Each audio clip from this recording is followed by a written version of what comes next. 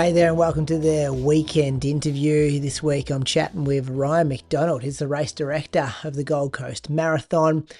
And pretty fascinating chat. I really enjoyed this one. Something a bit different, talking to one of the big race directors of the big three marathons here in Australia.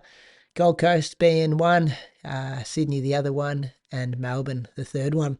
Had a great chat about what it's like behind the scenes, putting on an event like the Gold Coast Marathon. A lot of chat about like the elite athletes, how you get them here, a bit of the money stuff, some stories that have gone well and some stories that have gone not so well over the years. And yeah, you can really tell like the passion that Ryan has for this event and his job. So yeah, enjoyed this chat. We do occasionally do like paid content and stuff with races and different brands and stuff, but this is not one of those. This was very much just a chat of someone who interests me. We've gone back and forth over the years with the Gold Coast Marathon in emails and pacing gigs and things like that, and I always found Ryan to be quite interesting. And yeah, I really wanted to just fire whatever questions I wanted to ask him at him. And yeah, I really hope you enjoy this chat. If you like what we do on this podcast, you can support us on Patreon. Thanks to the people that already do. Patreon.com/Inside Running Podcast for more details on that one. Enjoy your weekend. If you got a 60-minute run teed up and you're heading out your driveway, enjoy the run. I reckon this is going to make the time go very, very quickly. And enjoy this chat with Ryan McDonald.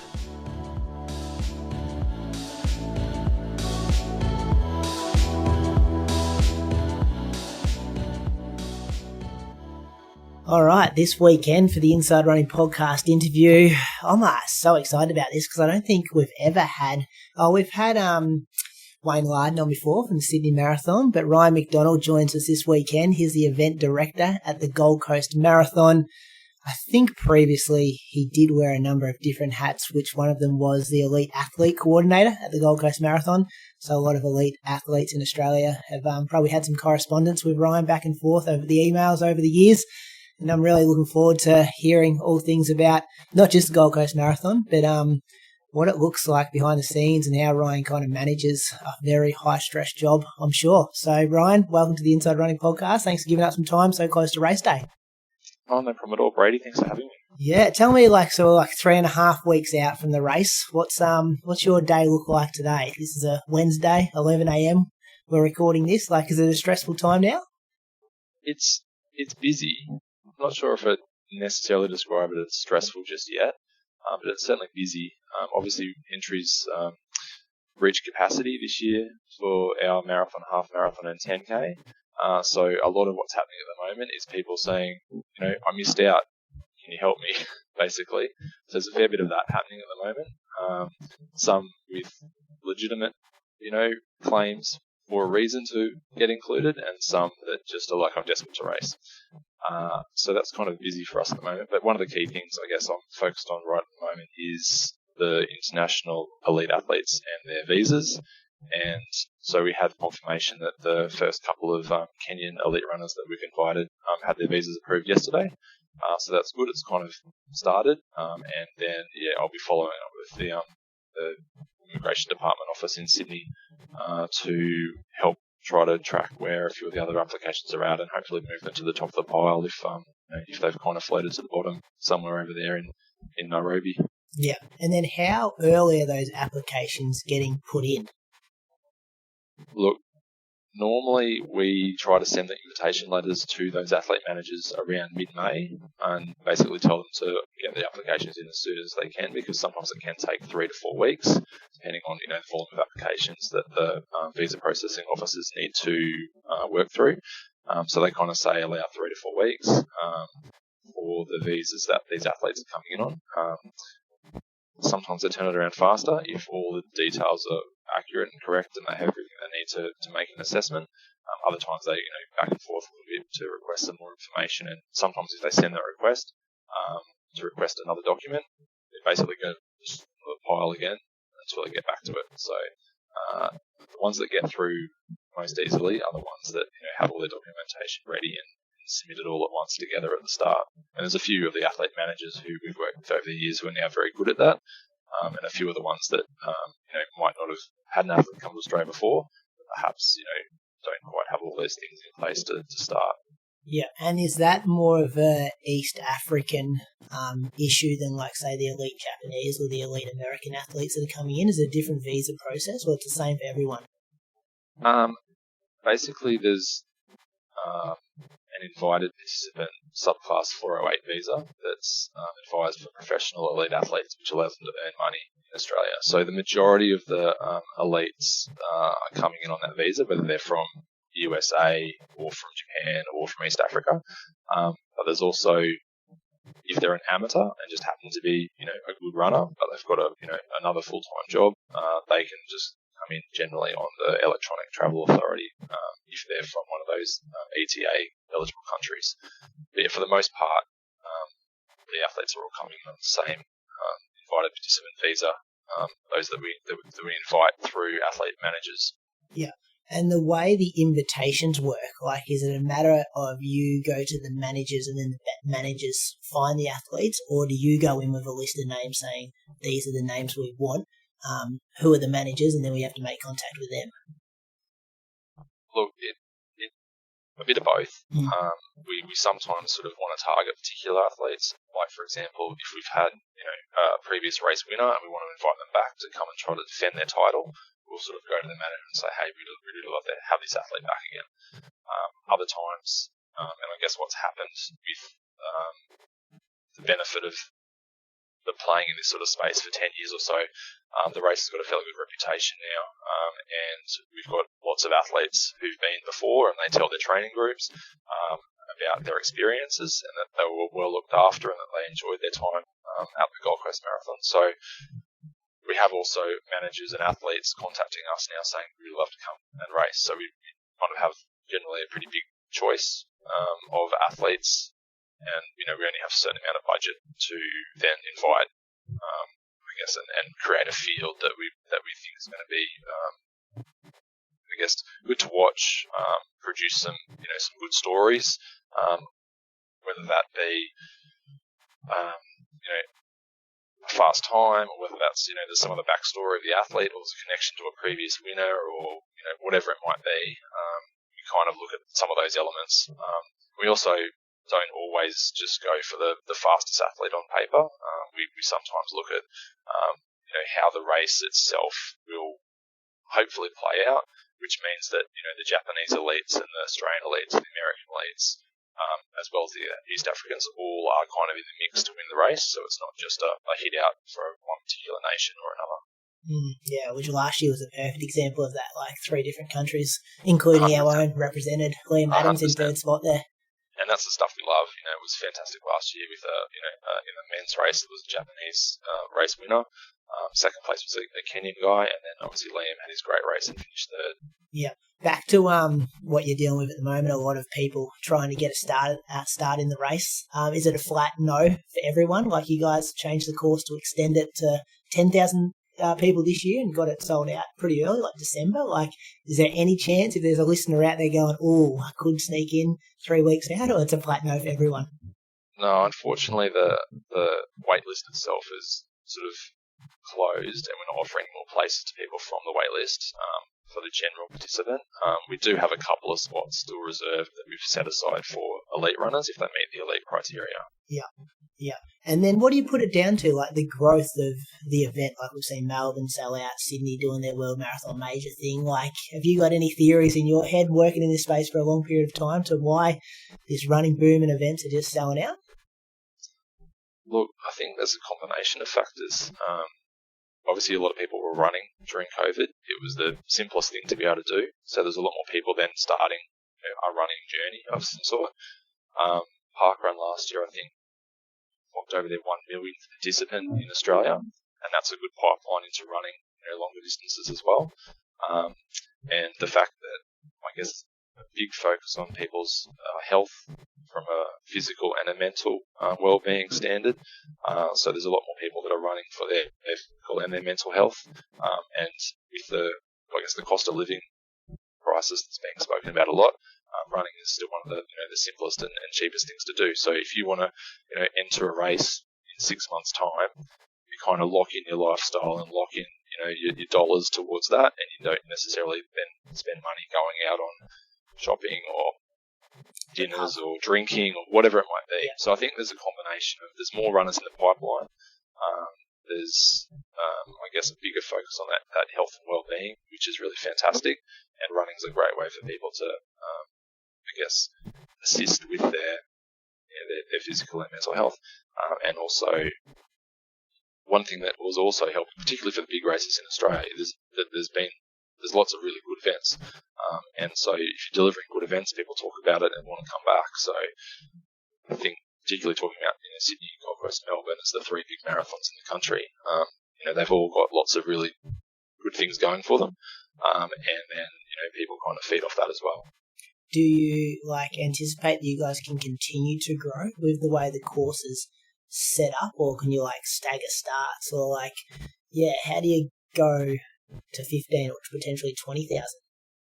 Yeah, look, it's something that we're starting to sort of certainly, we've been thinking about it, and sort of, I guess we'll be looking at it more, is, how we can look to add additional people, and whether that's wave starts.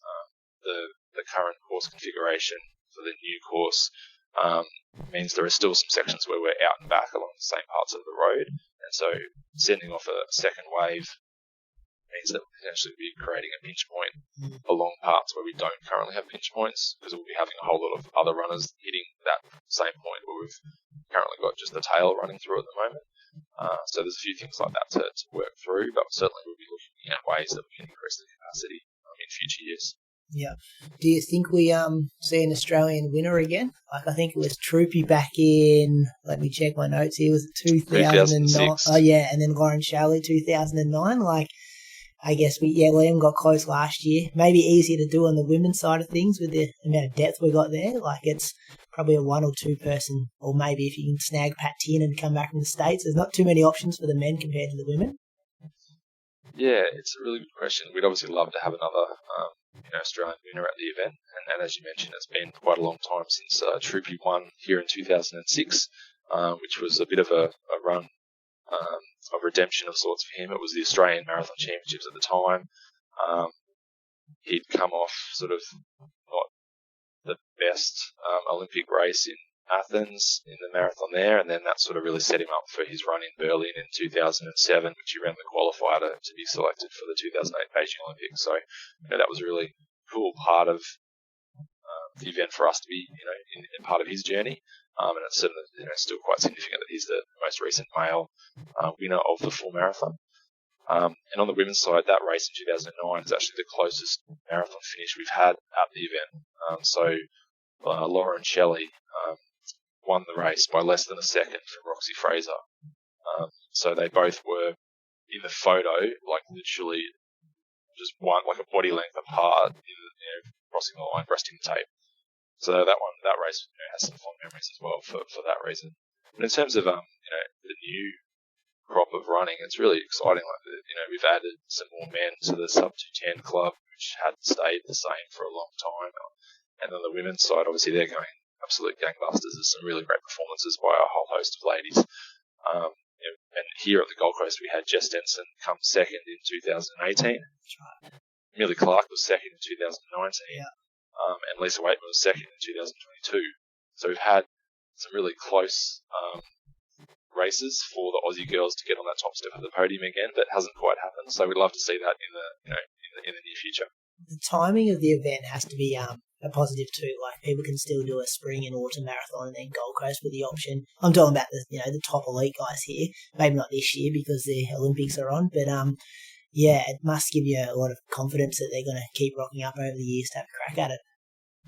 Yeah, I think certainly, with the results of some of those names that we mentioned, with Jess and Millie and Lisa all running well here, with Liam having a great run last year, it kind of shows you can do it in Australia. You can actually have a really good fast time and potentially a podium finish at one of the big international races that we have here in Australia. So that's really positive. I think the time of year helps because, as you said, people can still do a Northern Hemisphere race, or even one of the other races here in Australia, either earlier or later in the year, which is beneficial. We've had certainly athletes that have that have done that and been able to fit 2 or 3 races into their schedule, depending on what they're focusing on, whether that's trying to run like a qualifier or just improve their PB. So yeah, that time works for us, and it's really the only time we can do it in Queensland. So it's absolutely the middle of our winter, and generally, conditions are around sort of 8 to 10 degrees at the race start, and up to about sort of 18 degrees by 10:30, and sometimes can get a little bit warmer than that by the time that the very last finishes come across the line. Yeah, and I think the 6 a.m. Is it 6 a.m. start now for the marathon? Like that's so much better for Victorians.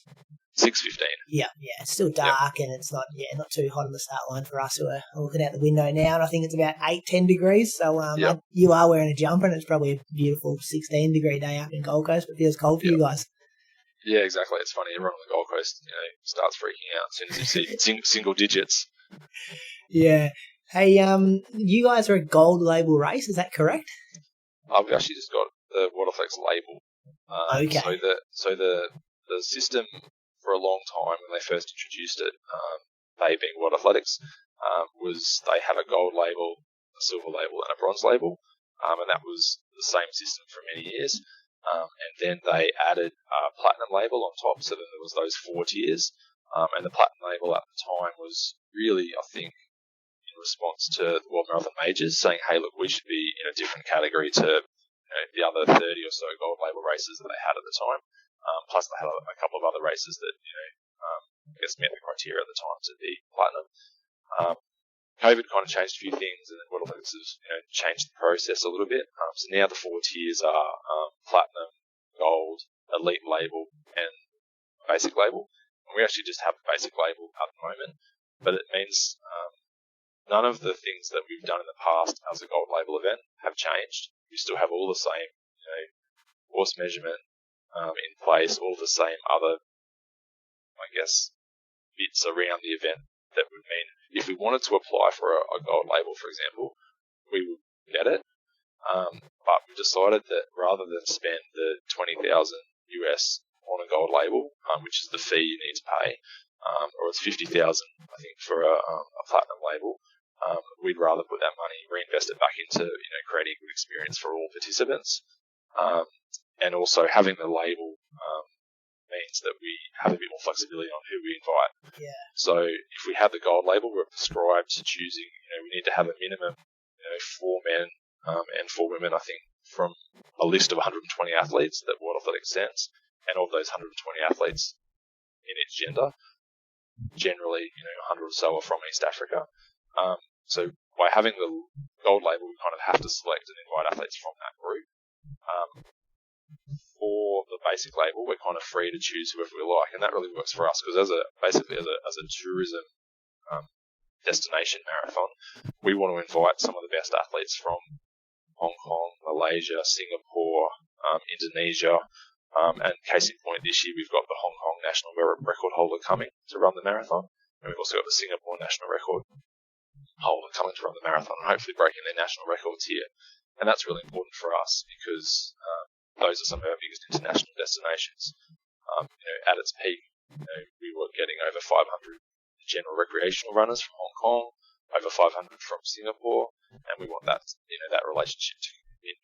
So we'd like to focus on, I guess, having a bit more flexibility in choosing which athletes we want to invite from around the world, not being prescribed to a set list, and then all our budget's kind of exhausted doing that.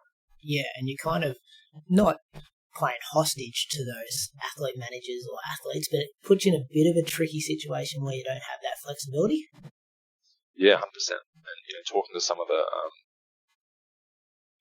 other race organisers that have a gold or a platinum label, some of them are like, oh, you wouldn't believe the appearance fee that this manager's asking. But they kind of have that hold because you have to have a certain number of athletes that are from the list, and they know that you have to have a certain number of athletes, so they kind of can potentially ask a little bit more to make sure you can tick that box. Yeah, so athletes, now this would be interesting because a lot of listeners wouldn't know this, but athletes, and then, so that list you're talking about, is there, how do I put this, different athletes are different classifications as well if they're not on that top list. So I think so Moose's coaches of Ali Pashley, and I think she was a certain, I don't know what her label was, but it was some kind of label, so then she got invited to go to a race in South Africa, I remember one year, because they needed a label athlete from Oceania. Correct. So so we look at all our Australian elite marathoners, they would all carry different levels of their labels, I guess. Yes. Yeah, okay. Yep. And that's all sort of based on the World Athletics rankings. Yep. And World Athletics kind of draws a line in the sand and says, at this date, this is who we're going to classify as a platinum label athlete, and then this is who we're going to classify as a gold label athlete. And then there's also a level, you have to meet for the elite label, which is basically just a time criteria. There's not as much of a certain date linked to that. But there's some complexities around that. So athletes can potentially move from one level to the next from year to year depending on their performances. Yeah. This could be a really dumb question, but it seems really simple choice that you guys have made to drop the gold label. But if your event's already selling out and you've got great demand for athletes to come over to do your event and very popular tourist destination, isn't it just a no-brainer that why would you want to be a gold label event unless you're maybe aspiring to be a World Marathon Major or something like that?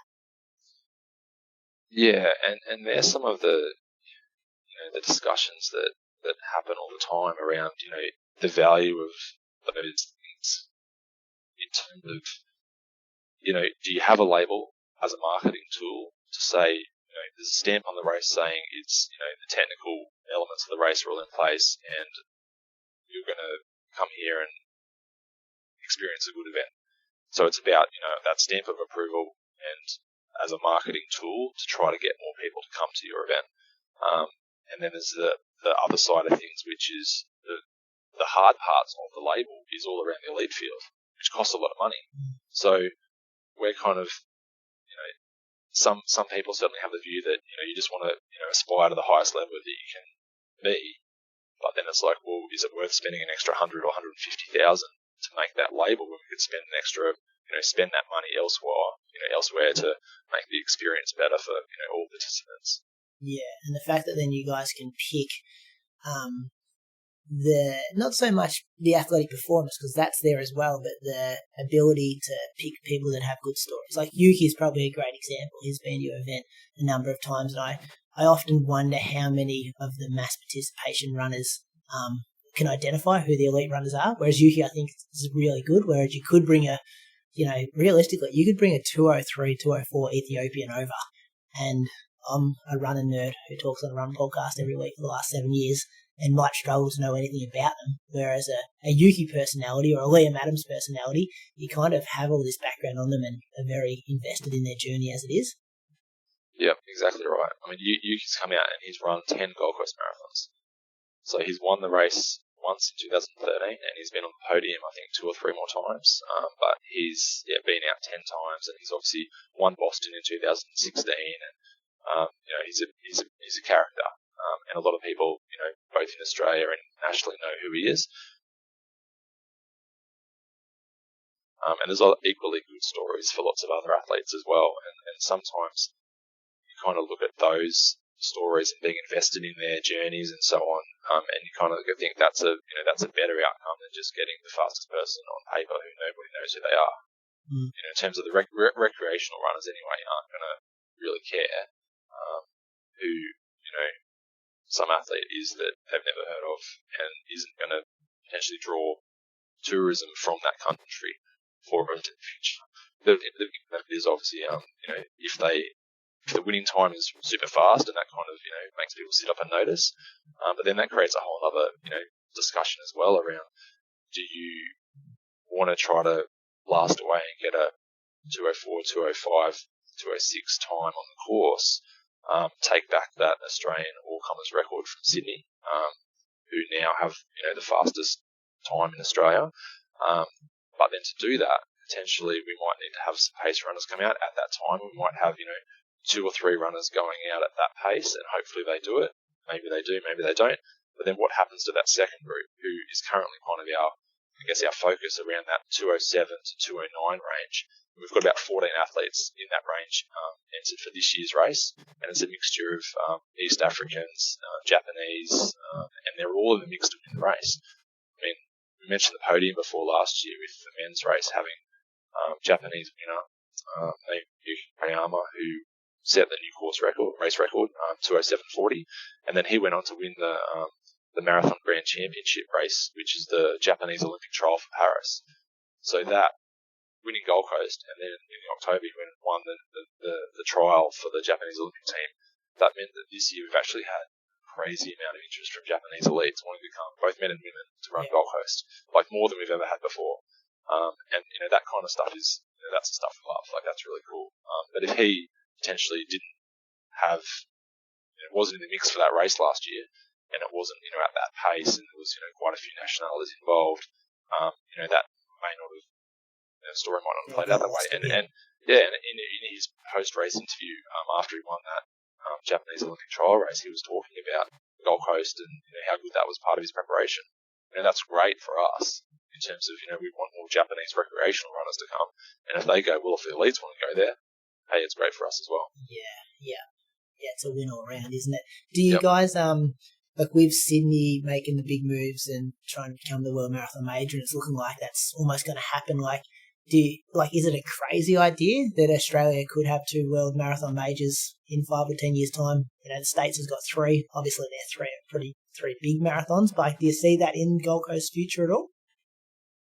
Well, I guess we applaud Sydney in their vision to go after the candidacy for the World Marathon Major group to become the 7th major. It's fantastic. It's brought a lot of interest on marathon running within Australia, and also from the global running audience on Australia.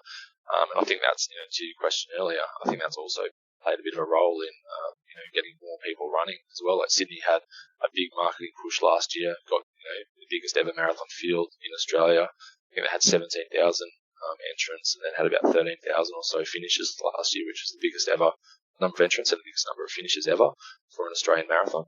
And then those people basically probably went, wow, that was pretty good. What else is out there? And so they look at Melbourne, they look at Gold Coast, and that's helped Melbourne sell out in record time and us sell out in record time. But in terms of, I guess a second major in Australia, anything's possible. I guess you never say never. It just needs to look at all of those other, metrics and whether that stacks up from a financial perspective, and what our core focus is of our event. Lots of questions to have to look at and kind of go. Like a lot of the other international marathons, majors and not majors, it's like they have a marathon and there's 30,000 people in it, and that's it. At the moment, we've got record numbers this year for the 2024 Gold Coast Marathon presented by ASICS across the whole event. So this is the 44th year of the event, and we're on track to get 30,000 across the 2-day program, which is all-time record, which is fantastic. But you kind of go, you look at other races, other marathons, and they have 20 to 30,000 just in the marathon. And it's like, is that what we want our identity to be, or do we want to still offer a 2-day program and offer races for be a bit of a festival and offer races across various distances for everyone in the family. Yeah, talking about the data and stuff as well. Have you seen trends in average finishing times, or even?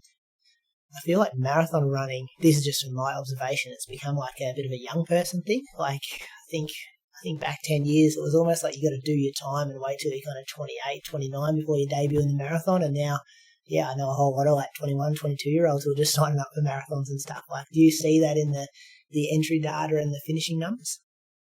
Yeah, we do.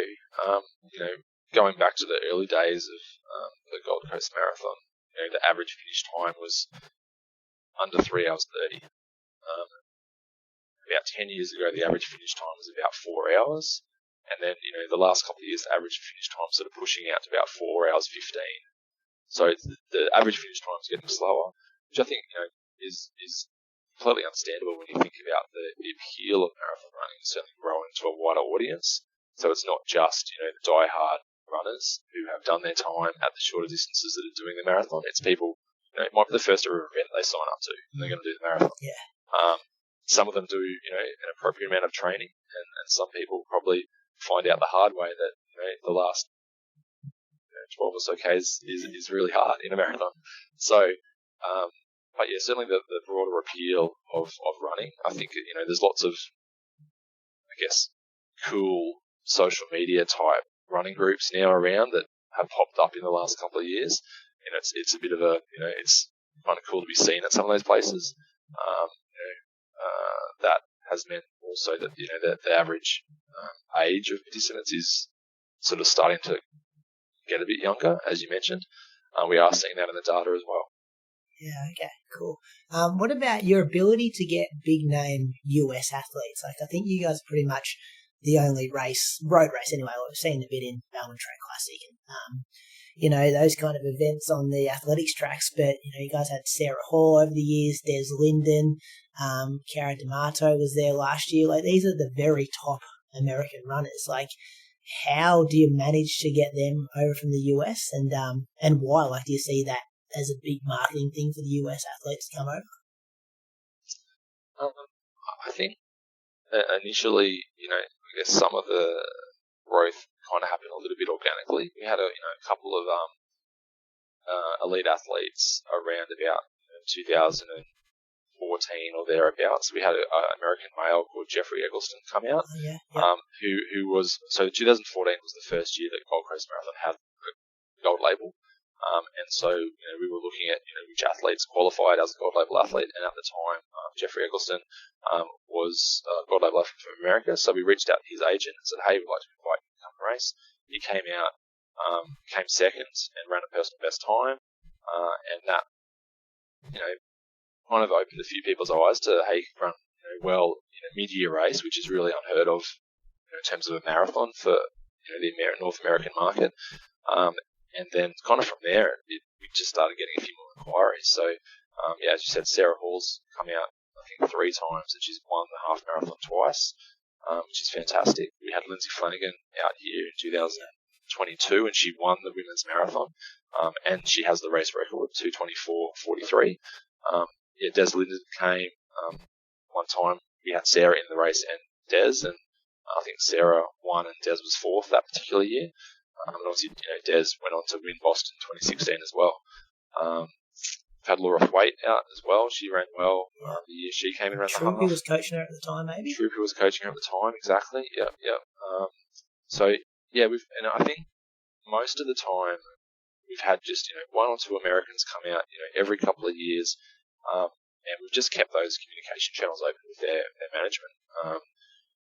And the athletes, when they've come, generally have had a good experience and have run well. And that's sort of the biggest advertisement for the race. And they go back and talk to, other elites over there and say, hey, I saw you went to Gold Coast. Like, what was that like? And, usually they've said, oh, it was fantastic. And, we ran well and we looked after. If you think about it, definitely something you should do if you want to go to Australia and race there. So I think all of those things have helped. And, Cara D'Amato last yeher, that was crazy. Yeah. Like, she came out. So she emailed, or her manager emailed and said, hey, Kira's interested in coming to race. She wants to come and break the American record, and we're like, okay, great, this is what we can do. And then when she came out, she had some travel delays, so she actually arrived 2 days later than she was scheduled to arrive. So they had some storms or some other issues, and she arrived 48 hours later than she planned. And then she obviously had a great race. Benson Lawrence did a fantastic job. He was not quite able to do his own race at the level he wanted to do, and he was like, yeah, I'm happy to help. Happy to help Kira. So he kind of just set the tone, and she just sat in there, and she ran 1:06:39, and that broke the Australian all-comers record for the women by over 2 minutes. And broke our race record by over 2 minutes. So it was just phenomenal, and that blew up overseas. That in the US particularly, that she'd run this time, and it was a new American record and a new North American record. So she was ecstatic with the run, and then there was lots of good press around it as well, and that is good for us for an elite perspective, but also good for a recreational perspective. As we said, if we can get some more Americans coming out to do the race as 4-hour, 5-hour, 6-hour marathoner, that's what we want as well. We want to bring in tourism to Queensland. Yeah, 100%. You don't have to answer this question because you've probably got a big exclusive lined up in the coming weeks, but is there any big American names coming this year? We do have another American coming out this year, and we'll be announcing that next couple of weeks. Is it male or female? At least give us that. Female. Okay, that's good to hear. What does race day look like for you? Like how do you? I guess it's a race day times 2. So, like, do you get much sleep on the Friday and then the Saturday night? And you must be cooked by Sunday night. Yeah. Ideally, you get to the point on Friday, early evening, where everything's done, and in terms of all the athletes from that side of it, they're just having their pre-race dinner and going to bed early, and then getting up, and then everything, in theory, just goes to plan. So usually the emails and phone calls stop, which is good, unless you get a few weird late requests from people who've forgotten something or whatever it might be. But for the most part, by the time four rolls around on both days, pretty much everyone is sorted. They've got their plan organised. They know what they need to do. They know what time they need to be up. The elite's the same as all the recreational runners. So the hard part, though, is sometimes going to sleep, because you're kind of so invested in making sure that all of the details are right, and that there's so many moving parts that then have to happen from when the roads start getting closed at 3:30 in the morning for both days, that it is hard to sleep. You're kind of excited, anxious, all of the things wrapped up in one. But you do try to get a little bit of sleep. Normally, you set the alarm, but then that's not really needed. You're up before that anyway. And then once you roll into the event side, it's kind of like the list is fairly, minute by minute in terms of what has to happen to get to the race start. And a lot of it would be like just follow a script, wouldn't it? Like follow this procedure. Yep. And yeah, as I said, normally you want to have the thing kind of done, and then so you're basically just following that that step-by-step timesheet or run sheet for race morning. Occasionally things get pulled in different directions, but for the most part, if you can make sure all those things are ticked off at the right times, then the race can start on time, and then everything's underway. And once the gun's gone, there's not really much you can do. It's then up to the athletes, and obviously you want to make sure that the police and the traffic controllers and everyone else is doing their jobs to make sure that the athletes stay safe on course. But you kind of can't really do much more. It's then down to the athlete and their preparation and the way they handle adversity on the day, because things do happen in the midst of races. I'm sure you've had things where things haven't quite gone to plan, and it's sometimes under your control, sometimes not. We just hope that everyone has the best race they can on the day. Yeah. Do you still get out on the scooter? Like I think I remember one of the years I was pacing, you were out there on the electric scooter just keeping an eye on things on the course, or do you lock yourself in a room now with a million different radios and the live stream on? I still like being on the ground, out on the course. I think, different event directors like to do different things. But, I certainly like sort of being out there and viewing stuff live, and, talking to the aid station leaders, ahead of the time when the runners come through, and making sure for the marathon, the personal refreshment tables are kind of all set and ready to go, and the volunteers there know what the procedure is, because as much as you can tell them, it's sort of sometimes hard when the race comes through at a pretty frantic pace, and inevitably, as an example, someone will run through and pick up the wrong drink or bump a table, and a few drinks will fall off. So we want to make sure that everyone there, the officials and the volunteers, are kind of on the ball to make sure if something does get picked up, or someone picks up it, realises on their ball, they throw it back. They can put it back in the spot so when the athlete comes through, it's there. But of course, sometimes that doesn't happen, and then the athlete gets there and they might be like, "Oh crap, where's my drink?" And it was there 2 seconds ago, but the runner that's come through before them bumped the table and it's fallen off, or whatever might have happened. So sometimes, trying to make sure you can control everything, within your power to make sure that things go smoothly. But then also having people, giving them the confidence and empowering them to make calls and make calls in a quick space of time, because things just happen, in an instant. Have you got any like horror stories where someone's missed an alarm, or someone never arrived at the airport, or like someone you've paid some good money for has rocked up and looks like they're a bit unfit kind of thing? Like, there've been some horror stories over the years. Pretty good.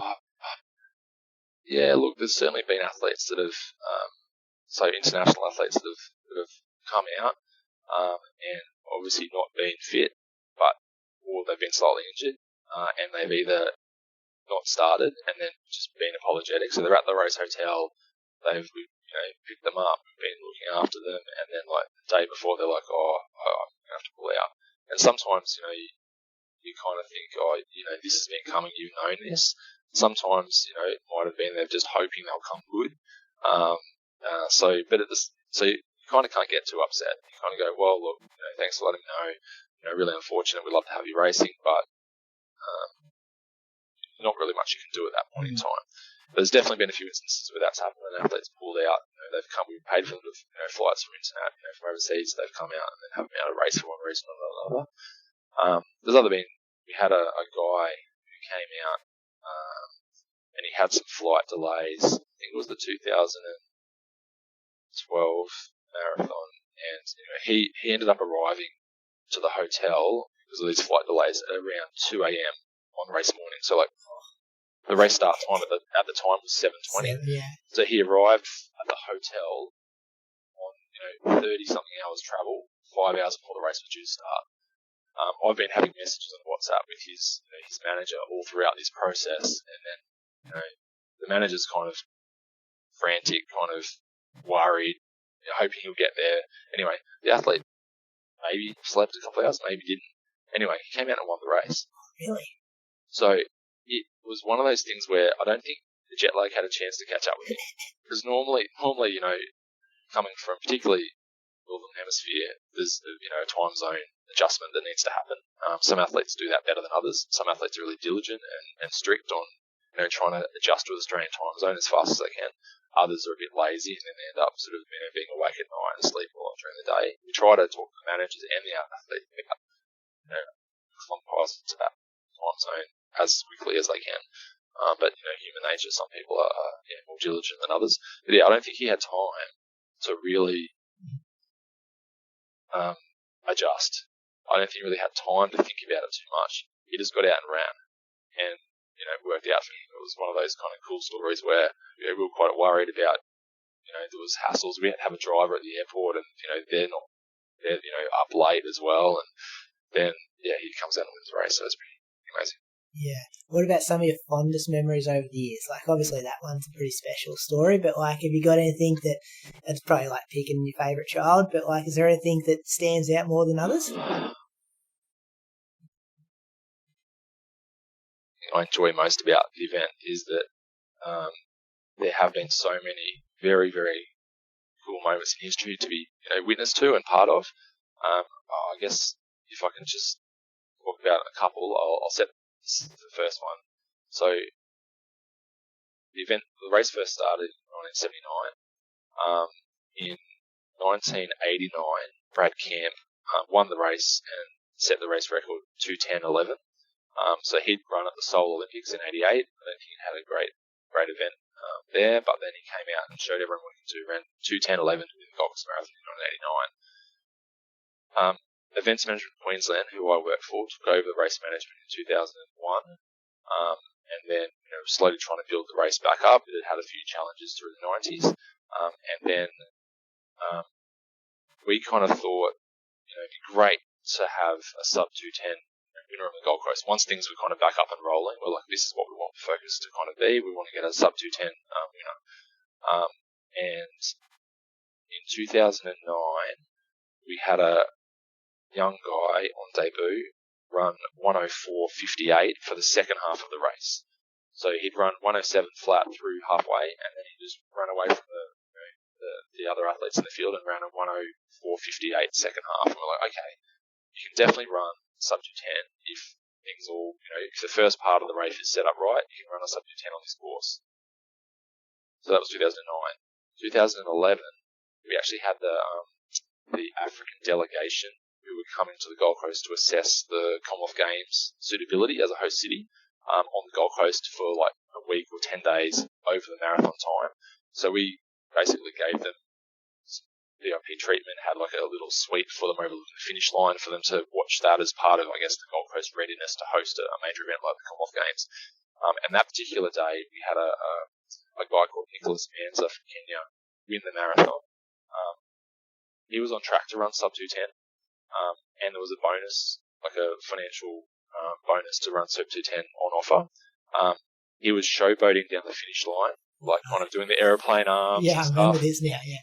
And he finished in 2:10.01. So that was kind of like, wow, Brad Camp's race record that had stood since 1989 has finally been broken. So great, we've finally got one in the era that we've been managing the race, a race record, a new time, 2:10.01, so close. We still paid a bonus, actually. I was going to say, are you celebrating that he just missed it, but you guys did the right thing and paid it out? Yeah, we still paid the bonus because he broke the race record, even though it wasn't quite under 2:10. Yeah. Then 2 years, so the following year, 2012, was the race actually where the Ethiopian athlete came out, a few hours sleep, if that, won the race, but wasn't fast time. 2013, Yuki Kawauchi won the race in 2:10.01. Well, I couldn't believe it. I think after that race, I was just like, I don't know what else I can do. Yeah, like we've had in the space of 2 years, 2 winners over the marathon distance run 2:10.01. How are we going to get this under 2 hours 10? It's crazy. The following year, 2014, was actually the first year that the Gold Coast had the gold label, and we then had a guy called Sila Limo, and he actually won the race in 2:09.14. So he ran away solo in the second half, and smashed the 2:10 barrier, and also broke the Australian all-comers record at the time, which was the 2:09.18 that Rob De Castella ran at the 82 Brisbane Commonwealth Games. Yeah. And Deek was actually at the finish line when Sila Limo won the Gold Coast Marathon that year, and kind of embraced him as kind of passing the mantle of the Australian all-comers record from Deek to Sila Limo, which was 32 years difference between 82 and 2014. So that was a highlight. A roundabout way of getting to, that was a real highlight. It was a long time coming to get the sub 2:10 time, and we had it with the 2:09.14 in that year. But then since then, so the 10 years since then, we've actually had 20 times where our runners run under 2 hours 10 on the Gold Coast. Yeah, okay. So like the 4 minute mile, once one person did it, bang. Yeah, exactly. So we've got, I think of the now top 20 times ever run in Australia, I think we've got 13 of the top 20 times. Sydney 22 had some good athletes here, and they've got the Australian all-comers record, but we've got 13 of the top 20 times ever run in Australia. And then last year was really special when Liam was going for his Olympic qualifier. He really wanted to run under the 2:08.10, kind of just to guarantee himself the spot. Obviously, as things have transpired in recent weeks, kind of see now the importance of that, but I'm really happy that he's now being offered the chance to run at Paris. But he's had a bit of a nervous wait. But last year was fantastic. Like, he ran 2:08.39, which is the fastest time by an Australian male in Australia. He was also at the finish line greeted by Deek, and there's a really cool photo of him, Deek, like cradling his face, which is really special. Yeah. Does Deek still do the speech before the marathon?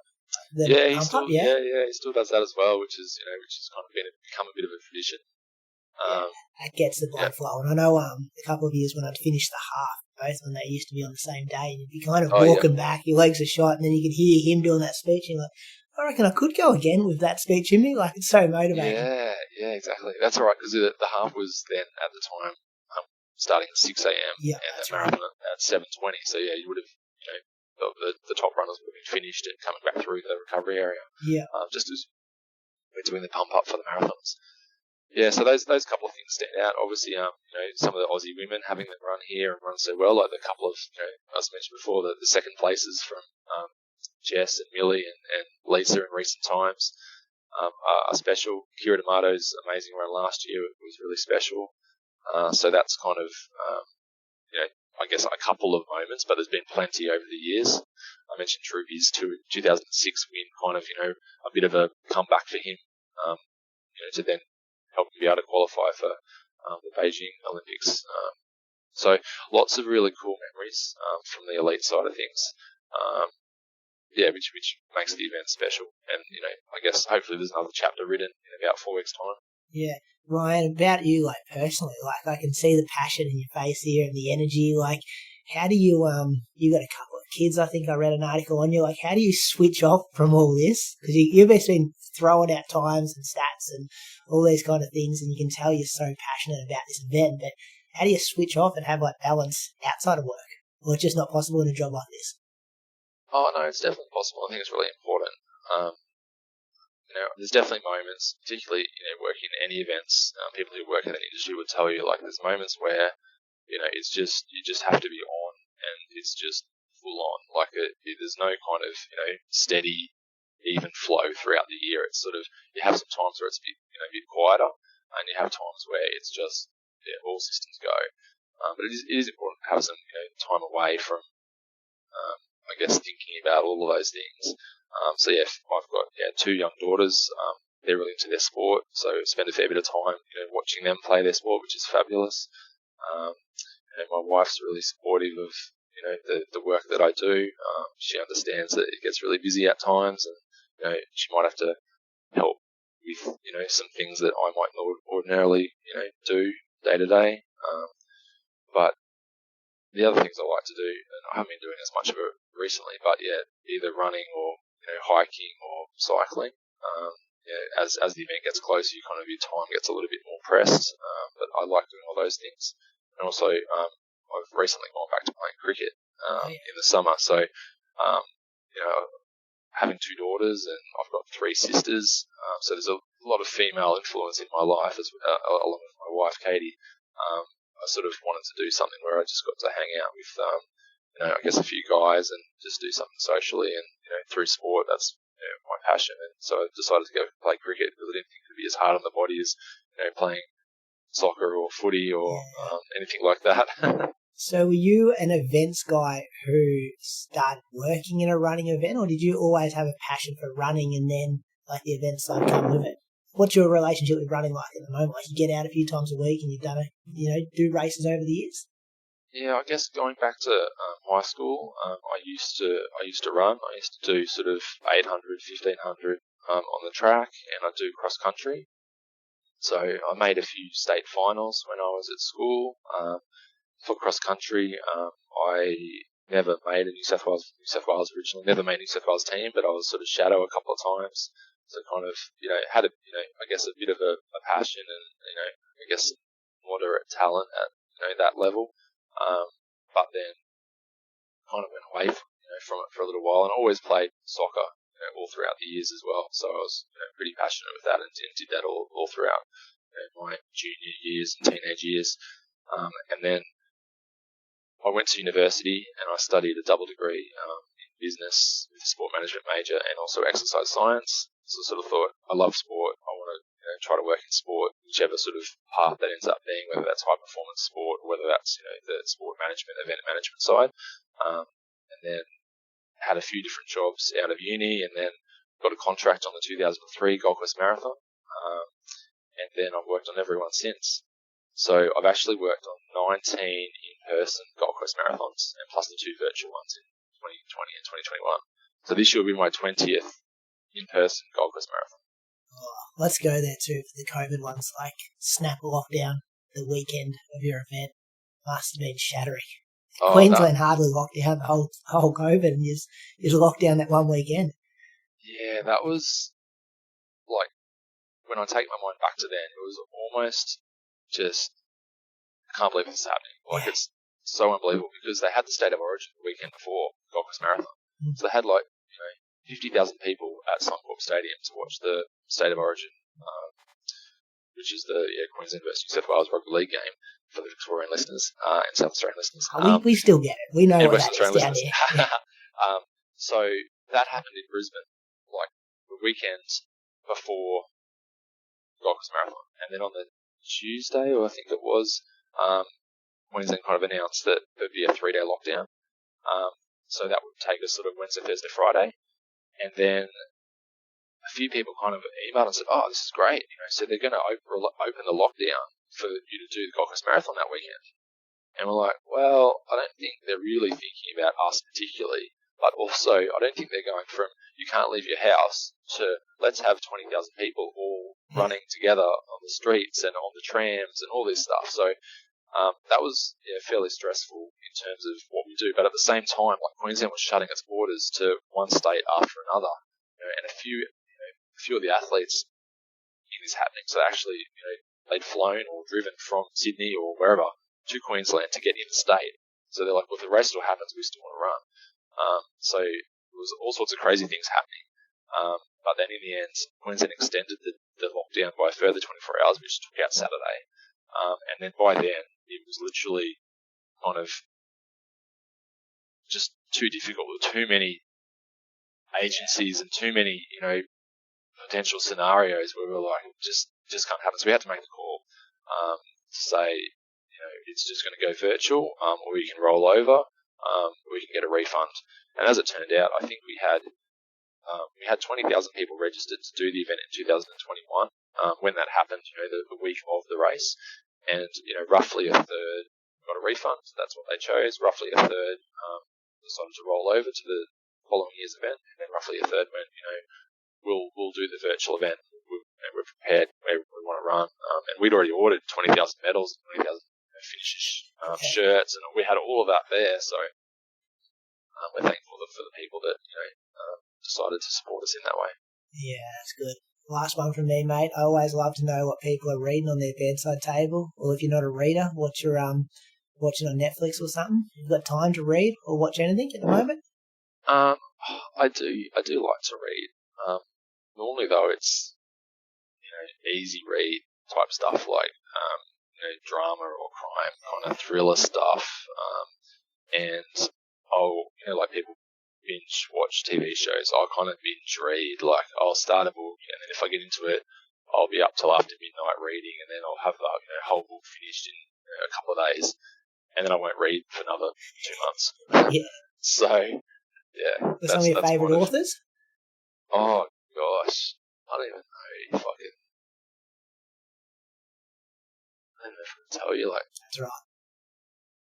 But certainly one of the things I did enjoy reading was the Game of Thrones series. Oh yeah. So I read all the books before the TV show had even sort of happened, and then so that was quite interesting watching the TV show and then sort of observing the differences between books and TV. And it's the same thing that a lot of people say that TV shows never quite live up to the books, and you can't fit everything in that happens in the books. Yeah, that was a series that I did enjoy reading. How did you feel about it? Did it stack up all right? Very disappointed at the end, weren't they? Book readers? Yeah, there was certainly some parts that the books were better, but then I understand you can't fit everything in a TV show, and you're kind of creating drama in a different way. So I enjoyed this TV series for what it was. Obviously, the ending was probably that's the thing that a lot of the Game of Thrones fans didn't like, yeah. But yeah, I enjoyed equally both the book and the series, the TV series. But yeah, the books were definitely better. Yeah. What about who do you look up to? Like get inspiration from? Like, is it people in the events world or the business world or the athletes, or where do you grab it from yourself? Yeah, I guess initially, like when Events Management Queensland took over the race organising for Gold Coast Marathon in 2001, one of the things that they did was engage Dave Cundy to be the race director, and he was race director then for 2001 to 2006, I think, thereabouts. And so he was really great for the event, and for me personally, I got to learn a lot from him, and we're still good friends to this day. And then Cameron Hart took over as the race director. He was our CDO and race director from 2006 through to 2022. So he had a long period in that role. So both of those guys are certainly learned a lot from and look up to. But there's other people as well. Like obviously I'm admiring what Wayne Larden's doing in the industry. Marcus Gale's doing a great job in Melbourne. And then the athletes themselves. I guess in terms of inspiration, yeah, certainly the athletes and their performances are inspiring and make a lot of the races want to put on good races for them, and for them in Australia. We're talking about a bit off air, like the different personalities that the race directors can be. Like sometimes I think I heard Mona say like he was maybe the race director of Ballarat, but didn't actually do much other than being I'm putting words in his mouth here. I'm sure he did a lot of stuff, but he was very much like the face of it kind of thing, race director. And we see other people that are very prominent in the media, whereas you're very behind the scenes and you get the job done and running a very efficient efficient race, but it's not so much about you. And then I think back to like Fred Lebow, New York City Marathon. Have you read his book? I haven't read it, no. I'll bring it up for you at the Gold Coast. I reckon you'll really enjoy it. Like, such a huge personality, and everyone associates, well, not everyone, but a lot of diehard runners associate New York Marathon with him. So it's a different, almost every different race, the race directors play a different role publicly, whereas I assume behind the scenes it's very similar for most people. Yeah, I think you're certainly right. In that regard, there's different people see the race or event director role in different ways. I think different organisations view it differently. Some people want to appoint like an honorary race director to be like that figurehead, that face of the race, to give it that stamp of authenticity. Some race directors or event directors evolve kind of organically from within the structure, and then they have a lifelong passion for a particular race, which is also fantastic. And then others like to be more prominent from a media perspective, and like to be the front and center and face of all of those elements. Some are happy to be I guess doing the stuff in the background and the nuts and bolts, and then let the kind of the race and the rest of the staff and the rest of the team kind of do all of their elements. And I think that's what we do well on the Gold Coast, is that everyone really embraces their roles, from the office administration right through to the marketing and the registrations and the athlete services, and the operations team who deliver a fabulous couple of days of racing for people. Yeah. Well, look, Ryan, it's been a pleasure today. I've thoroughly enjoyed that conversation. All the best for the next 3.5 weeks. Hopefully everything goes smooth with the visas and travel, and hopefully you don't get too many messages or emails. Hopefully we see a couple of course records in a few weeks. I know Brad Croker, my co-host, is training the house down to be able to deliver the most serious pacer in Australia, that guy. So he's ready to go, and looking forward to seeing him in person in a few weeks' time. Yeah, fantastic. Looking forward to seeing you then too. Thanks for today, Brady.